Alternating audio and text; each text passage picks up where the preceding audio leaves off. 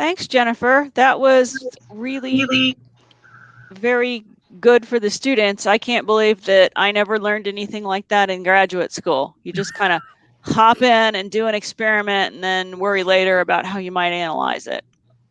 I'm glad that we are beginning to understand that that is probably not the best way to do science. So now is the Q&A time. So please drop your questions in the chat.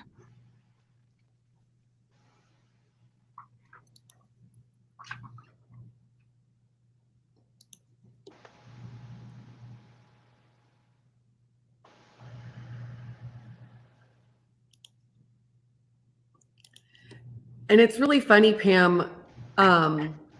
I want to avoid the situation that I'm often in as a statistician, where, clients are, I mean, it's not just scientists. So just so you know, it's not just scientists, but they just come to you and they're like, I have data. And they're like, as in, and the very first thing I ask them is, what question are you trying to ask with this data? And oftentimes those two things don't go together because they don't collect the data that can actually answer the question that they wanted at the beginning. So that's what we're trying to make sure that the students can do, is make sure that they match, that they actually start thinking about the proper data collection for the question that they want to ask, because oftentimes that doesn't get thought about until the end. And then you're like, well, you can't actually answer that. Like, I don't know, like, that's a good question. Let's go out and plan an experiment to actually answer that question, because the data that you have right now doesn't actually answer that question. So I do that. I'm just trying to avoid that. So I think we have a question. How much do you guide students through this process, such as critiques of missing nuisance variables? Do you let them proceed with poorly constrained questions as a learning process, or step in? That's a really good question. And I will probably defer to my colleagues that actually go take the students through this. But it's funny because the activity actually walks them through it, and it actually asks them to put the question at the very beginning and then go through the steps of identifying the variables. And then it says, wait, does anything else affect the measurement of what you're doing? Like, could it be the temperature? Could it be some other like external factor? And then it asks them to rewrite their research question more specifically. So they actually, and I don't know how much, I'm going to ask my colleagues to kind of step in. I don't know how much they guide them on thinking of those things, but hopefully a lot of those things came up with the literature search. Kim? Yeah, hi, good morning, everybody. Kim Kobajek here. I wasn't on yesterday because I was working, so welcome and thank you for tuning in today. When I did the cure on forensic science with my students, I only had a few students, but they all had these very global, huge questions, and some of them just couldn't be answered. So I would do what most teachers do and ask them a question as an answer to their question about, can I do this? And I think, okay, well, just like Dr. Broach was saying, how are you going to answer this? What kind of data are you hoping to collect? And so I kind of did a little bit of both. I kind of let them go through the process and figure out, not too late because we only had 8 weeks to do this, and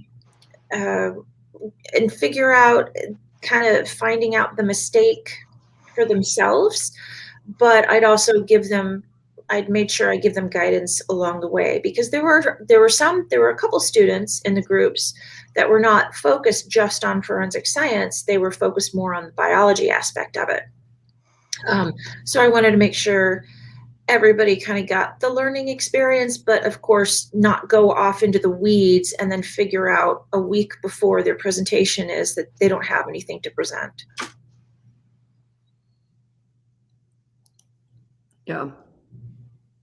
So the next question would be, how important is it for students to design their own experiment, or to confirm their preliminary results. I mean, that was one of the goals of our cure, was to allow them to take that extra step. And no, not everybody, a lot of people will just prescribe how to do something, but then they'll get out to the real world and be and then they won't know how to design it themselves. So that actually was which is why we wanted to insert the and really insert the the statistics students in the class, was so they do have that additional layer in our cures. I mean, that really was one of the one of the supplementary goal, like one of the aspects of the cure that we wanted to do. And so I really feel like it was very important to have the students actually do that. And the preliminary results, that's kind of the nature of the shortened cure, and the fact that, these are student projects too. They may not ever come up with amazing data, but it's also they're learning the process. Anybody else have anything to add? No. Okay, I'll go to the next question. All right, and then so how long should we spend on this part, and how much should we guide the students? So I think Kim Kopachak had already answered a little bit of that, but these are also available to the students as kind of like worksheets or activities that they can even take home and do as a homework and then come back to class to discuss. So they're set up to kind of guide the students without much interaction from the instructor, at least at first, and then the instructor can come back and kind of help them modify it and help them make sure that they got to the right point. But it's not something that really requires absolutely tons of hand holding. Wow. Any other comments? I agree with that, and that was something that I did. My eye cure was, like I said, during the summer. It was 8 weeks long.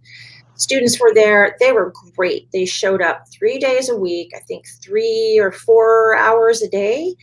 And that was a pretty tight schedule that we had to adhere to. But they were fantastic. So that was something that we introduced was, you're going to have this homework, and they would do it one night. They brought back their papers the next day, presented their questions. We'd kind of talk about them. If there was one that was especially challenging, I might take that student aside or that student group aside and say, let's talk about what your question is here. So it was in pretty short order that we got things figured out, but also along the way, when the students were performing the experiment, of course, stuff came up. So yeah, that tends to just happen. I was going to address another question really quick. What suggestions do you have on helping students understand how to develop valid measures and measurements of concepts? And so the worksheet, the activities, not only have an activity for them to see, like a blank activity for them to kind of go through the process. There's also filled in activities. So they actually can go look at, multiple examples of the cure, of a cure example that was already done. Just another generic, medical type example that was already done that had answers in there. So sometimes students learn better or think about measurements as they see another example too. So not only are we try to guide them through choosing factors and choosing those things, but we also try to provide them a couple examples.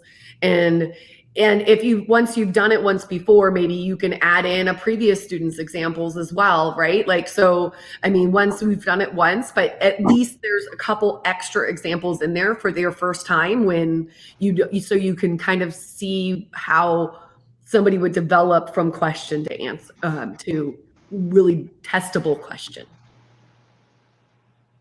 Let me see if there's other. I don't see any other comments. Let me see. Oh, wait. What if a group of students really struggles with this process? Do you have any ideas of some bottlenecks regarding why they struggle? Maybe I'll ask my colleagues, how did you get a student that was really struggling with a question and or through that process? I guess I reminded them that struggle is a part of science.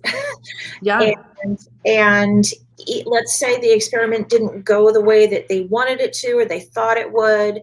I always kind of say science happens, and you can insert whatever you want in there. And I did have a student group kind of struggle with not getting results, not even any results. And I said, okay, well, you still have results, right? Even negative results or no results are still results. This is still something to address. Maybe you have to go back and now kind of do some troubleshooting in terms of experimental design, or you just talk about this question in general. Do you think now that this can be answered? So I tried to guide him in a way where he still had a product, because he still did research, but it wasn't like he found the answers to this fantastic question that he had. So I just remind the students it's a learning experience, and if they want to continue with this, let's go back and troubleshoot, if you will, what could have been changed. And that's almost a part of their discussion and conclusion when they write their paper. Thanks, Kim. So we did have one more question, which was how long do people typically spend on this? And so I spent an entire class period on this. There was an additional question about how do you get them to do the experiments when you don't have the reagents? And I think we probably can talk about that after the challenges and successes, because I think each one of us sort of tackled that question differently, right? So in fact, this Q&A is it's time to wrap this up, because it's time to move into our next video, which is called Successes and Challenges, where we all talk about what our greatest success and our biggest challenge are. And I think some of those will actually be answered. Some of the questions that are still in the chat will be answered. Any last comments?